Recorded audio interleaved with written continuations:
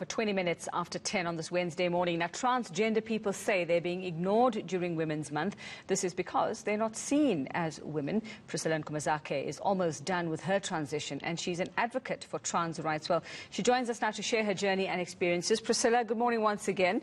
And let's talk about your journey, which is one of what millions are going through around the world at the moment. What are your challenges? What are your disappointments? What have been your disappointments along this journey in terms of how society deals with transgender or regards transgender people? So there's various things that happen when it comes to how people see transgender people. And it really starts with the idea of a transgender person not having access to resources. So finding yourself needing to change your body, right? To change your physical biological features and to partake through your HRT. And that's usually the way in which we do all of that is usually dependent on public resources, the health facilities, the public health facilities for many of us, because employment is such a big factor that we do not experience. And so there's various things. So changing your ID is like another major thing that we really struggle with, because in order to change your ID, you need to have done a bit of medical transitioning, which not a lot of trans people have the opportunity to do. All right, so just explain. You need to have done what kind of, go through what process? What was it that you were explaining to us?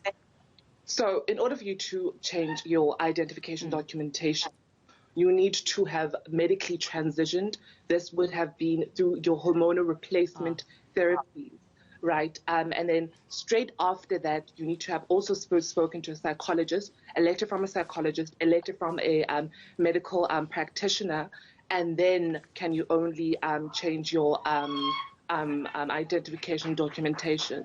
And that is not always easy, because, again, this costs money, and a lot of discrimination is something that we constantly face, especially in the South African healthcare sector.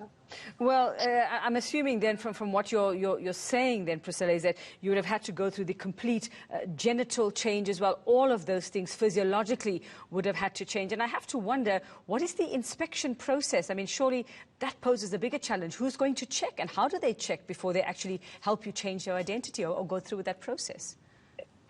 So you don't necessarily have to have gone your it's called a sexual affirmation surgery. So you don't need to have gone through that far, but there needs to be proof in terms of that there is a transition, a medical transition that is happening. And that is definitely enforced by your medical practitioner, your psychologist, your endocrinologist, yes. And or maybe sometimes even a psychiatrist.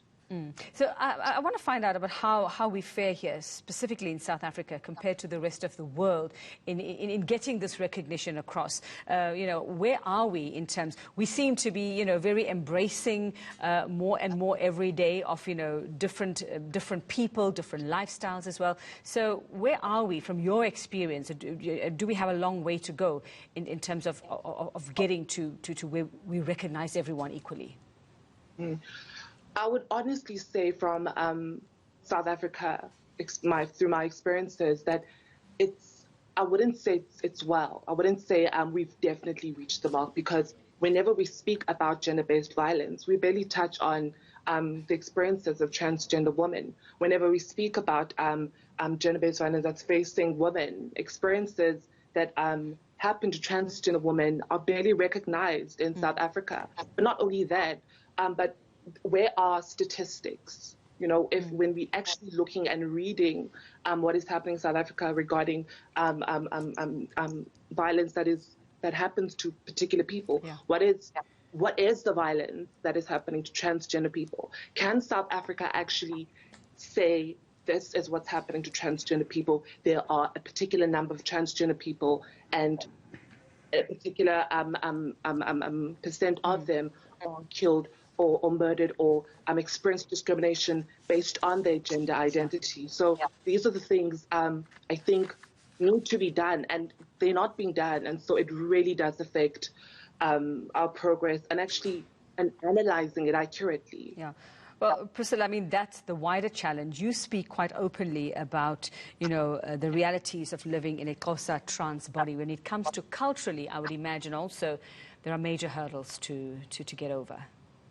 No, definitely there are major hurdles, especially when it comes to just being Xhosa, living in a cultural space. And that is because a lot of the time we treat culture as if it is this statue that cannot be changed. At the end of the day, we are the people that influence culture. We are the people who shift culture. And so it is definitely possible for us to include transgender people within our cultural spaces. And that is so important because that is the only way Black transgender people will be recognized, especially in South Africa, understanding that we are a very cultural community, a very cultural society. And so having that space opened is going to open so much, so very much. And Priscilla, I think just as a parting shot, just some advice or some words of inspiration out there for any little girl or little boy out there who, at that young age, as you were when you were young, just, is feeling, this is not the body I'm meant to be in. I'm meant to be somebody else and I need to be that other person. What would you tell them? I think one of the things I would definitely tell them is always remaining true to yourself, no matter what.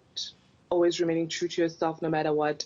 And just trying your best to find your community will be one of the ways that will constantly bring you peace at some point. So finding yourself within other queer people, navigating within other people who are trans will give you confidence and will give you a sense of community. And also just researching about yourself and researching about your community. There's so much history about Black trans people, Black queer people, Black lesbian people, Black intersex people within our African history and culture.